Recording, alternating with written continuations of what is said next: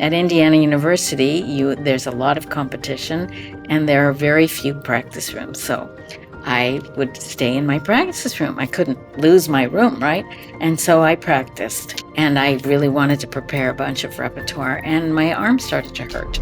I thought, no, it can't be hurting. And then it was hurting more, and I thought, okay, no pain, no gain, right? That's what we thought. It'll make me a better musician. Probably. And at the time, we thought tendonitis was blooming tinnitus because so many people had it at Indiana University, which is in Bloomington, Indiana. Right. It was a stigma. It was a shameful thing because if you hurt yourself, you must have been a bad musician and maybe even a bad person because our identity is so wrapped up in our instrument and what we play. Although it's not externally as visible, what we do is as athletic as the great elite athletes. But we didn't want to be known as jocks, right? When I got to Minnesota and became the associate principal cello, there were 6 people sidelined at the time. And those people would rather call in sick with leprosy than call in sick and say, I'm aching or I'm feeling numbness from a playing injury because it was such a stigma. And we thought, I'm making this beautiful music. Some of those issues are something that we need as musicians to really be aware of and take the time it takes to get well.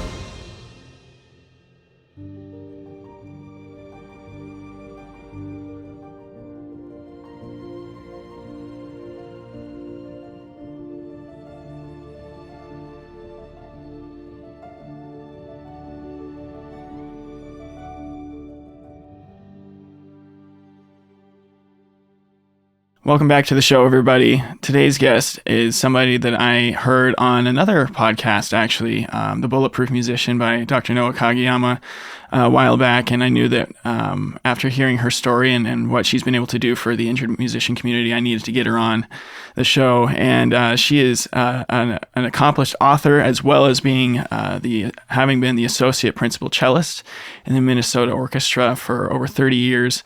She is, after getting a creative writing master's degree, she has also established herself as an author, writing books such as Playing Less Hurt as Musicians, and publishes articles in many different journals and magazines. I'm so grateful to have her on the show today. Janet Horvath, thank you so much for being here. Thank you for inviting me. Awesome. So like I was telling you before, I really love to just hear people's stories with their injuries, and how they were able to recover and what they've been able to make of those experiences. So if you want to share your experience, your personal experience with injury and how that's impacted your career, I'd love to have you start wherever you want. Okay. Well, I have to say that my injury made me a better musician, and I'm grateful for it. I wasn't at the time, of course. Right. So I was one of the lucky few that was selected to be in the cello class of Janos Starker when I was in my 20s. And I wanted to be the best Starker student who ever lived. And I also was away from home for the first time, and I was lonely. But I thought, okay, I'm just going to practice. And at Indiana University, there's a lot of competition, and there are very few practice rooms. So I would stay in my practice room. I couldn't lose my room, right? And so I practiced. And at that time, Starker was away on a concert tour, and I really wanted to prepare a bunch of repertoire, and my arm started to hurt. I thought, no, it can't be hurting. And then it was hurting more, and I thought, okay, no pain, no gain, right? That's what we thought. It'll make me a better musician. Probably. And it got to the point, and people are amazed that it can be this debilitating. It was my left forearm. And at the time, we thought tendonitis was blooming tinnitus because so many people had it at the Indiana University, which is in Bloomington, Indiana. Right. That's fun. but we didn't talk about it. It was a stigma. It was a shameful thing, because if you hurt yourself, you must have been a bad musician, and maybe even a bad person, because our identity is so wrapped up in our instrument and what we play. So I have to say, it got to be a very bleak time, because I could not hold a phone. I couldn't raise my hands to wash my hair. I couldn't hold a cafeteria tray or turn a doorknob. The pain was that debilitating. And of course, I was afraid to play. I stopped playing and went to about a dozen doctors. And this is a long time ago. And the prevailing mentality was, how can it hurt to play? I mean, isn't what you do all beautiful and fun games? And, maybe you should try a different profession. And when, I would react in horror to that, they said, well, you musicians, you're so sensitive, maybe even hysterical, must be all in your Oh my head. goodness. So that was what people thought.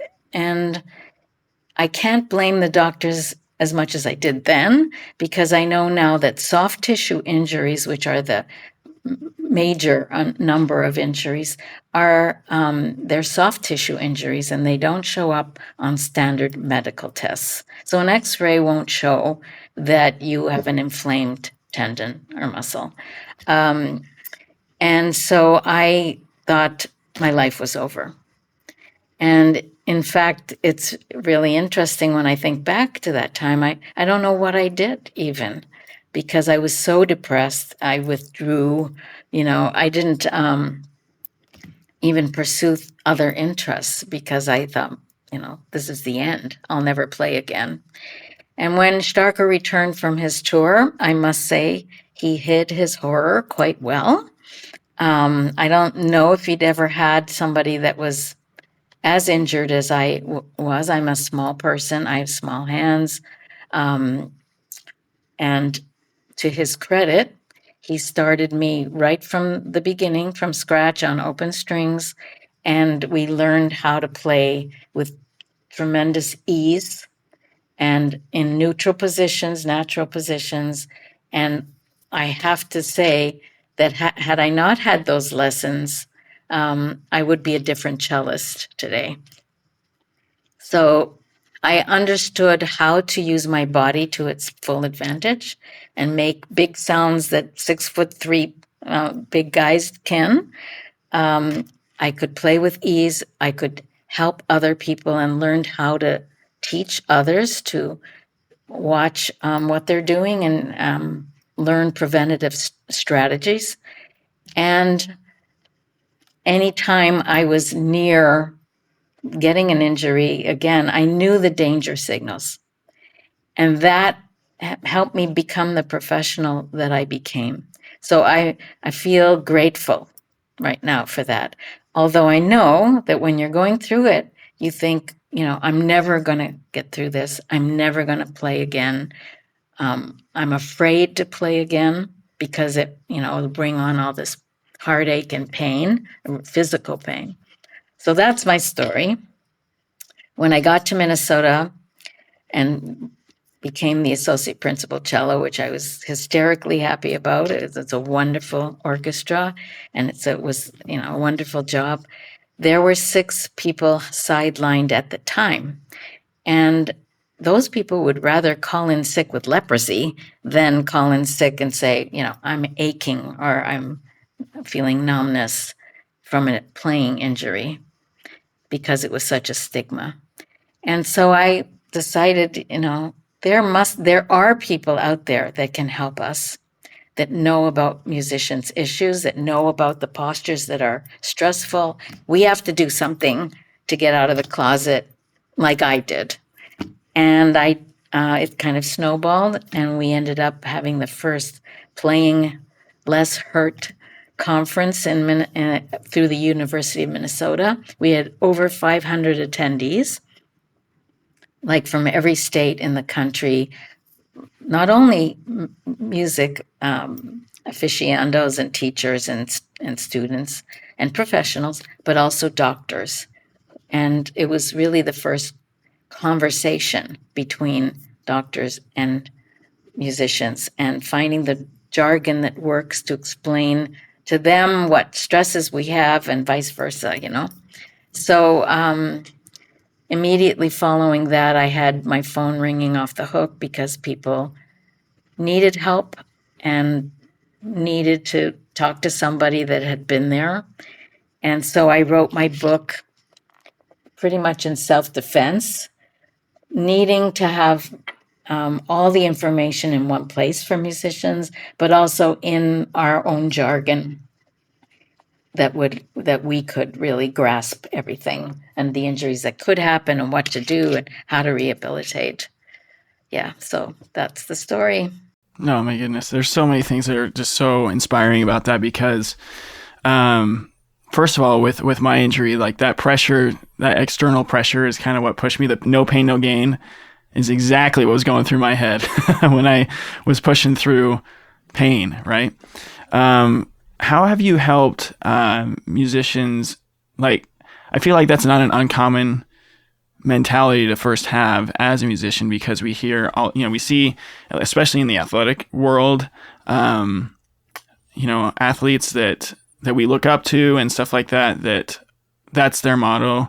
And we think, I don't know if we just like maybe subconsciously just make the connection that improving is going to take hard work, which is true, but not to the point of sacrificing our health. So how have you helped people understand that part of it? Well, I think the athletic world also doesn't believe in no pain, no gain anymore, but they have a whole team with them who are on the field immediately if somebody sustains an injury. They've got all the physical therapists and modalities to help them. We don't have a backstage person in a lot of places. I tried to do that, to have somebody available in case somebody immediately is feeling pain or tightness and needs a few hands-on moves that can loosen these things.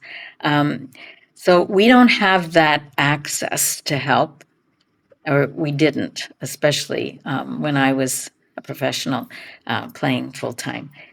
Now there are so many people out there that are focusing on music medicine. It's become an actual medical field where people get an education and get a degree. We can lean on athletic medicine a lot because we are the small muscle Olympians. And although it's not externally as visible, what we do is as athletic as the great elite athletes. But we didn't want to be known as jocks, right? Right. And we thought, I'm making this beautiful music and, I'm playing Brahms, and you lose sight of the time and you just keep playing because you want to perfect it. And some of those issues are something that we need as musicians to really be aware of, that we need to warm up. We need to cool down. We need to increase our practice load gradually. We need to lessen the practice load before a big performance. And we can do a lot of improvement in our playing and our interpretation through mental imaging, which doesn't physically tax us. We have to try to stay in neutral and be aware of things like, okay, how can I make this easier? How can I, relax through this big shift or, difficult passage? How can I practice so that I'm not tiring one group of muscles out totally, whereas a different piece of music may use different muscles? And then I could go back to the really hard stuff. There's so many things now that we have learned, not only from the athletic world, but over the time that now doctors are really studying this. Yeah, so I was individually coaching people. I was getting pretty good at eyeballing them and often seeing what might have caused the problem. Very often, it's not one thing, one move that does it. It can be. it can be a sudden increase of practice that, your body says, okay, I'm done with that. But it's usually cumulative, that years of, or even months of increasing your practice load, being more stressed and tense because you're preparing a big audition or something. Maybe you helped your friend move or wallpapered the place or did some other arm intensive and hand intensive activity that combined can cause an injury. So it's not just examining your posture and what you have done, but it's also activities of daily living. And very often people will come and say, it just suddenly started hurting. But I encourage people to keep a diary. I mean, we have our schedule. It's easy to put in, oh, today, my fingers are just sluggish. I felt tired, and, maybe it was aching or felt hot. That things I could do really easily a week ago aren't so easy today. And then you can see if there's a pattern building up that you're, you know, susceptible to an injury. Totally. It's the holistic. Well, I think one of the biggest things for me in observing through these interviews that I've done with peers that I've had that have gotten injured, and even myself, especially in myself, was finding these other lifestyle habits that weren't helpful, that affected my playing. Sleep was a big one. I mean, I did a morning job all throughout college, and wasn't getting enough sleep. And as a trumpet player, you need the hydration and the rest to be able to get the blood flow the way it needs to be, right? Another thing that you pointed out from your story that I want to just articulate is when your teacher came back from tour and started showing you how to play with more ease. For me, that was the biggest game changer from a pedagogical standpoint, that kind of revitalized my desire to just persevere through my injury, no matter how long it took. Was learning, oh, this is actually how easy playing the trumpet can be. And so kind of, if you want to just go more into that experience that you had and how that helped you to move through recovery. Well, the first thing I'd like to point out is that my generation and our teachers' generations, they didn't teach injury prevention. They didn't have that mindset. And so when I started really getting into this field, there were a lot of teachers that would come to me and say, my student is, complaining about pain and I don't know what to do. That's changed. And I'm so happy about that more teachers are much more aware of being able to institute in the lessons. Okay, let's warm up first. Let's work on this ease of this movement, a big shift, or your bow arm. Focusing more on those strategies. So when we started, it was hard to go back to the beginning. But if you realize that what we really want to do is have so much ease of motion so that we can communicate the music that we want to. If we're tense, if we're nervous, if we're tight, that is communicated to the audience too. And you want it to flow through your instrument through a very relaxed body. And you can do that. It's really important to try to get different schools adopting sessions for musicians. And many aren't today, and I'm very happy about that. But we need, doctors and physical therapists and professional people come in and give us classes on anatomy. What works with what? How should we, maintain the best posture that we can? What things might be injurious? Cocking your torso or tilting or cocking your neck or sticking out your jaw, which some of us do when we're driving. All these things can add up to running into an injury. And the mental part of it is really important too, that, like you said, that Starker was very encouraging about that there was a light at the end of the tunnel, that we would take as much time as it needs. And that's really important, to increase your practice load gradually. We forget how athletic it is what we do. That I have a whole chart in here about how to do it. To start with 10 minutes. And we think 10 minutes, that's nothing. But we need to make sure that there's no pain and complete relaxation when we're playing. And then we only increase the length of time after we've increased the number of times per day. So start with 10 minutes for a week or two, then 2 periods of 10 minutes, then maybe 3 periods of 10 minutes before going to 15 minutes and then 20 minutes. That way you'll avoid re-injuring yourself and making sure that you're not, going back to bad habits of tension or whatever. And so mentally, we need to realize that there's so much that we can do and learn through just listening, to looking at the music, to visualizing it, to imagining how you want to play it and how with ease you're playing it. There are a lot of people out there to help with those types of strategies too.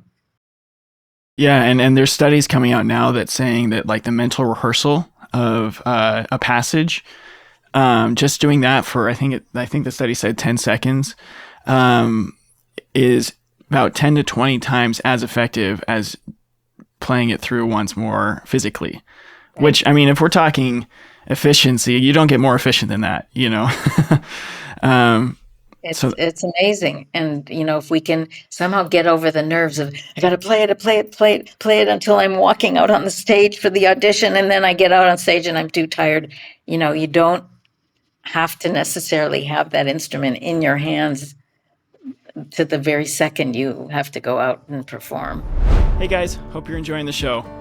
I just wanted to jump in here real quick and tell you about something that I'm really, really excited about. For a while now, I have wanted to create an even more effective resource than just the podcast that injured musicians can go to receive the support that they need. And recently I did just that. So write this down. Trust the Process Podcast Injured Musician Support Group. I know it's a long title. We're still working on that part. But this is a place where people can go now, injured musicians and even musicians who have gone through injury in the past, and people that help musicians go through injury, where they can go to receive the support that they need, whether that be ask questions, share their victories, share their frustrations, and overall just receive the community and the support that they need in a very proactive, intentional way. And so I just ask that you guys support these injured musicians by sharing this group with them, that they can receive the support that they need. Okay, enjoy the rest of the show. Right, totally. There's so many stories of musicians that I know and respect that were warming up before a concert. It wasn't going well, and so they just put the horn down, just sat there and picture and visualized, went through the whole mental process, and then went out and played a beautiful concert. It's a more powerful tool than we give it credit for, that mental rehearsal. I want to also talk about your two more things with your orchestral experience in Minnesota. The first thing was when you first started, the stigma around injury was not very healthy. And I'm just curious, throughout your career in that orchestra, if you saw that change at all, and how so? Oh yeah, it changed a lot, especially in the Minnesota Orchestra, because I was cranking on the management all the time. So we adopted a plan here called work hardening. It's not a great term, but that's what they use. So what was really difficult was if somebody did call in sick with an injury, if they did pursue seeing a doctor, hopefully they did, who knew what was going on, and then went through physical therapy to help get through the injury. Then they would be able to start playing, but they can't play the full complement, the full schedule right away. Right. And one of the reasons is that you can use the analogy of driving a car. If you're in the driver's seat and you do a sudden hard right or you stop suddenly, it's the passenger that goes through the windshield. And playing in an orchestra or an ensemble is like that, where the conductor is in the driver's seat and you never know when they're going to lurch forward in tempo or suddenly stop and freeze at the end, or Interesting. play unplayable tempos or whatever it is. So you are much less in control of your physical attitude to the instrument. Your motions are more jerky because they're not predictable, as opposed to at home where you can control everything. So going back to the orchestra immediately after coming out of an injury was a problem. And the insurance didn't want to pay anymore because they said, okay, you're well, right? You're playing, so go back to work. So this work hardening was developed, which allowed the musician to use the orchestra as part of their recovery and rehabilitation. Oh, cool. So initially they would, if it's not a trumpet, sit at the back where the orchestra would still hire a sub, and the injured musician would sit at the back and play maybe only half an hour at first, and then maybe one piece, and then maybe half a program, and then the doctor would have to sign off to say, okay, they're ready for the full program. And the management would still hire a sub, and the insurance would still be paying for the so-called rehabilitation until they were ready to go back full time. And this has worked beautifully. That's amazing. Time and time again. So this has been in effect in the Minnesota Orchestra for a long time. And some other orchestras have implemented a similar kind of procedure, which is so really important because otherwise a musician will hurt themselves again. They're not ready for a full time immediately. So I'm hoping that more ensembles become aware of the need for that. Yeah, so there's a lot of things that can be done that can help. Well, and it's that community of support, right? From the employer, from their community, their colleagues saying like, hey, you focus on getting better. We'll support you through it. And that just, I can't tell you how, I mean, you already know, but how important that is to an injured musician to know that there's studies in sports psychology that say that not even the act of someone supporting the injured athlete, but the perceived support from the athlete. So like the athlete know that there's help out there, that does wonders for their physical and mental rehabilitation from their injury. And I don't see any reason why that's not the true for musicians. If they know that their community is supporting them through not pressuring them to come back so that they feel like they don't have to do something that's against what their body is able to do at that time during their recovery, it just works wonders. That's incredible. Yeah, except with one caveat that if you're a freelancer, then it's a lot more difficult. It is, because your income is dependent on you showing up, and you don't have contracts and you don't have the protections. So there is pressure, and that's difficult. It is. They have to get around that somehow.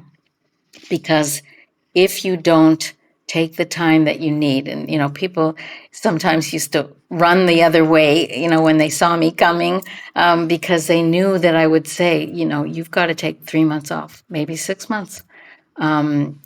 If you want to be completely recovered, you need to give the body time. And ligaments and tendons don't get a lot of blood flow and can take a really long time, just like a sprained ankle can sometimes take forever, Whereas a broken ankle, you put it in a cast, you leave it alone, it heals. But a sprained ankle may not, because you're testing it, you're trying it, you want to, keep going.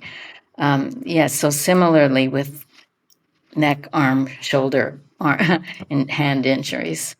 Yeah, so it's not easily solvable if you're a freelancer.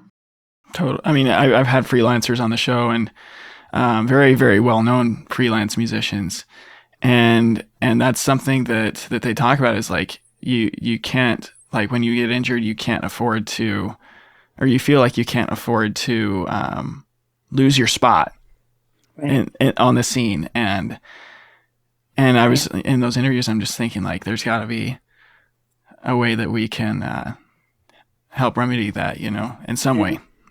Because you can't afford not to take the time either. That's exactly right.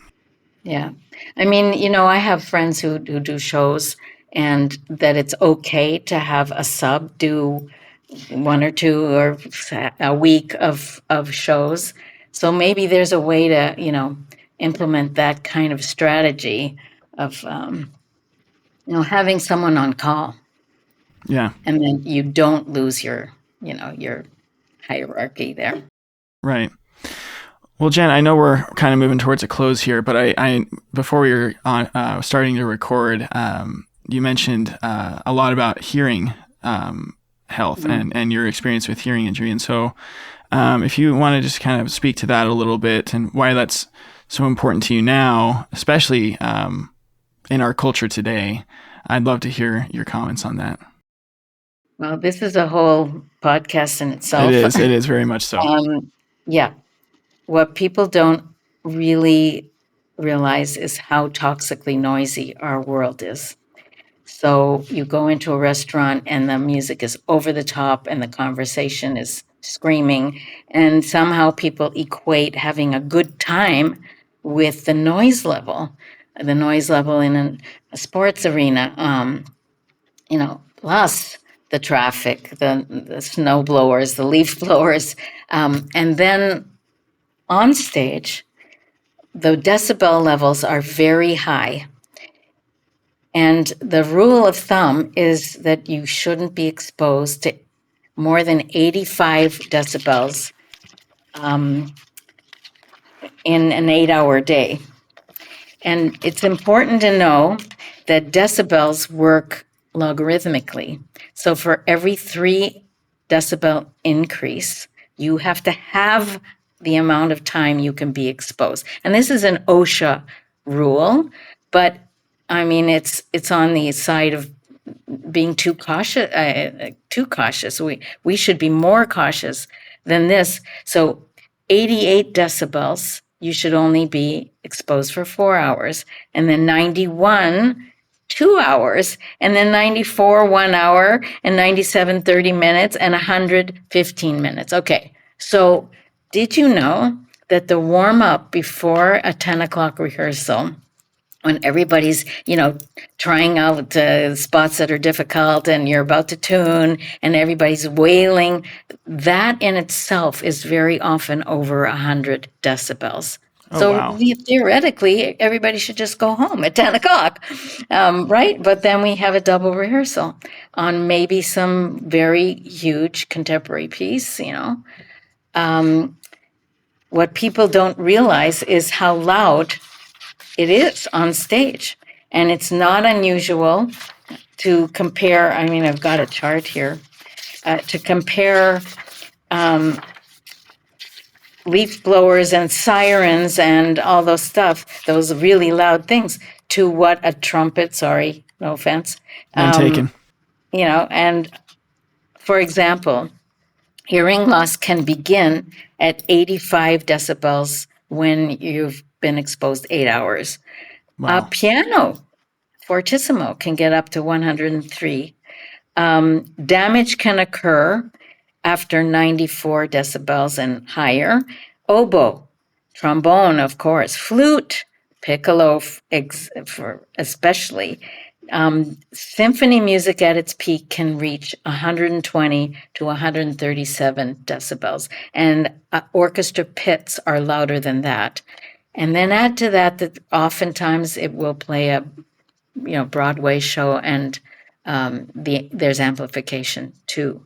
So what we're not used to is using hearing protection to try to make sure that at those times when things get way above the level that's safe, that you protect yourself. And people have always thought, they'll think I'm a terrible musician, or I won't be able to hear myself. And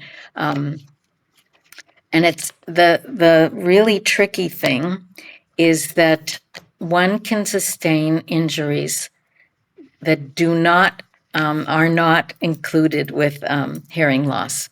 So tinnitus, which a lot of people have heard of, is rampant in the country. There are millions of people that have tinnitus, and it is very high in young people because they listen to their earbuds and they want to cancel out the ambient noise when they're on the subway or traveling somewhere. And so they crank it up, not knowing really how loud it is.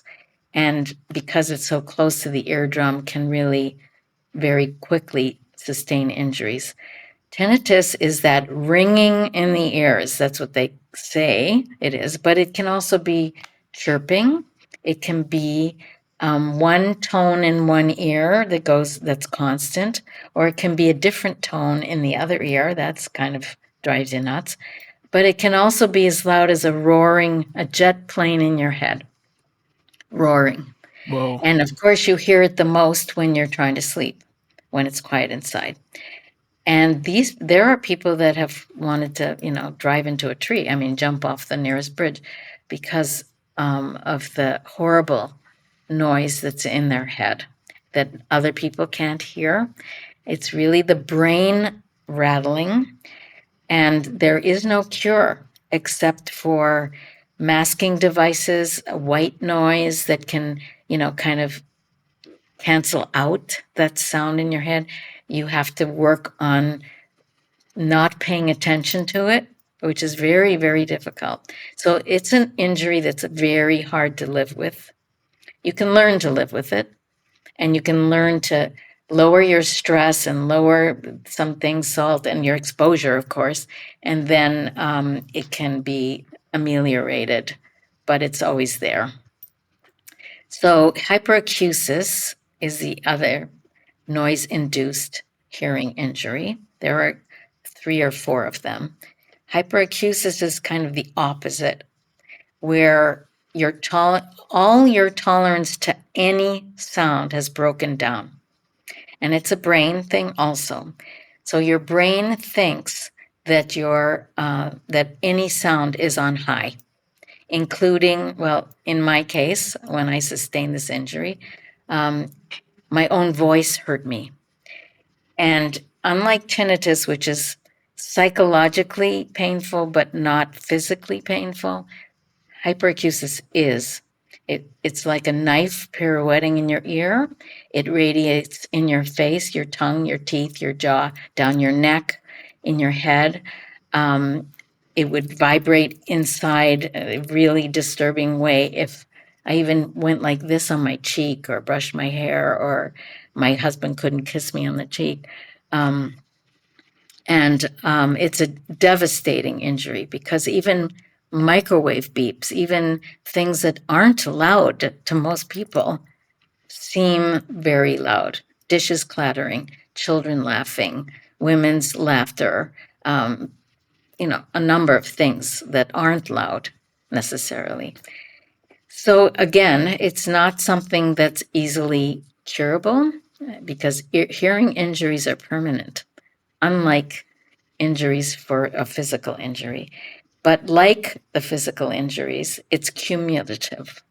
So being exposed over time, over and over to, the orchestra is really loud, and then you go to a game, or you go to a disco, or you mow your lawn.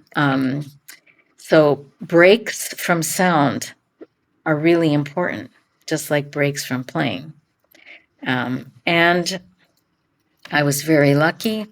I found a place in Oregon at the Sciences University, which did specialize in tinnitus and hyperacusis.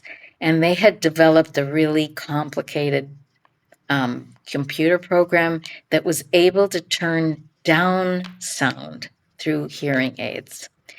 And that way I could actually leave my apartment and go walk my dog. Then I had a very complicated brain desensitization program to do, which was basically teaching my brain that sound didn't have to hurt. Now, imagine trying to train a musician to not listen to sound. And that was very challenging. So they had me wear headphones and have pleasant sounds at a very, very low volume, like water flowing, like wind blowing through leaves. Pleasant sounds that I would wear these headphones and have that in the background while I was doing dishes and other stuff during the day. And like I said, how you rehabilitate for a playing injury, I would have to listen to it first for very, very soft for very short time and increase the length of time I wore it during the day before increasing the volume of sound. And it took a long time, like 2 years of doing that. And they didn't have the research when I was injured. Even the, otolaryngologists would say, yeah, you're done. I mean, you've got no tolerance to sound, and we don't know what else to do, because people like me became hermits, left city life, let alone playing. So I was just very fortunate that this works, and I kept at it, doggedly kept at it, until I realized that, yes, I could tolerate some sounds gradually. And now I never go anywhere without earplugs, but I don't really ever think about it much. Of course, I don't play in the orchestra anymore. But if we go to a theater or a venue or a restaurant that is really, really loud, we leave, immediately. It's not worth the risk. And this is true for anybody, not only musicians, but especially musicians. Right. So in a nutshell, I mean, there's a lot of information out there now, including in my book, but I wrote an article that appeared in the Atlantic, A Musician Afraid of Sound, and people can look that up if they want to. So it's really important to protect your hearing. And there are a lot of very good earplugs out there that allow you to still be able to hear yourself to play. So musicians' earplugs, I suggest getting them. Yeah. Definitely. Well, thank you so much for your time today, Jen. I'm really, really grateful. I've learned so much myself. And this is, I think I'm getting towards 60 interviews that I've done. Okay. I just have one or two brief questions just to ask you. You've kind of touched on them a little bit, but because you've had so many people come to you saying, I'm going through an injury, how can you help me? That's the reason why I do this show, is to give people that opportunity. So if somebody were to come up to you today and say, hey, I heard your interview with Clark on Trust the Process. I'm a trumpet player, I'm a bassoonist, or whatever instrument. What's the one piece of advice you'd give to a musician going through injury regardless of instrument? I would say stay positive, and I would say look up the Performing Arts Medicine Association. Totally. Because now it's quite established over the last 2 decades, 3 decades, and they have a resource there that they can refer you to a doctor that knows musicians' issues that can help. Always get a diagnosis first, because pain different injuries can show the same kinds of pain, or you can have referred pain where it's originating up here, but you feel it down here. So it's really important to get a diagnosis, and not one from your friend who said, I have the same thing, and take the time it takes to get well. Especially that last part. Injuries can be exacerbated by not paying attention to that last thing you said. And then my last question is, and you kind of touched on this at the beginning, but just to kind of wrap things up, I call it the time travel question. If you could go back to your injury time, the time of your injury, and you had the power to take away that experience or leave it there, what would you choose and why? Well, like I alluded to it earlier, I would have wanted to have that experience. I would have wanted to have more people to support me when I was so depressed and say, it's going to be okay. But that first injury put me on the path to being a very accomplished musician, but also helped me learn about the injuries and seek the people out the doctors that knew about that stuff, to write this book and become the advocate that I became. So it was a good thing. It's an amazing thing. And that's just what I apologize for being a little redundant with that, but I feel like the more that people hear that are going through injury, the more potential they have to be able to make something just absolutely beautiful from their injury experience. And so thank you so much again for your time. To everybody out there in podcast land, I'm so grateful for you guys joining us. Send me a message, send me a text on the audio versions of the show. I'd love to hear your experience listening to this episode, and share it with someone you know. And so keep on keeping on and trust the process. Until next time. Hey, before you go, we need your help with something real quick. Somewhere out there's a musician who is going through an injury or just a tough time. There may even be an educator with a student in that situation that they don't know how to help. We need your help in getting this message to them. Would you do them the favor of sharing this episode on your socials and with your friends? Also, cliche that it may have become, leaving a rating and a review actually does help people find us, not just boost our ego. So would you take a quick second and leave us a review so that musician can find us more easily? If you want to reach out to me personally, I would love to hear from you. Just look for the Send Us a Text Message button in the show notes of the episode. You can do that on any episode on your chosen podcast platform except YouTube. If you have a suggestion for a guest or topic to cover, shoot me an email at trustprocesspodcast@gmail.com or send me a message on Facebook or Instagram. I want to extend another heartfelt thanks to my team, without which this podcast would not be able to happen. Thanks to Daniel Baldwin, our audio engineer, Kevin West, our music and sound effects coordinator, and Dana Lovell, our promotional materials coordinator. So to all of you out there in podcast land, keep on keeping on and trust the process.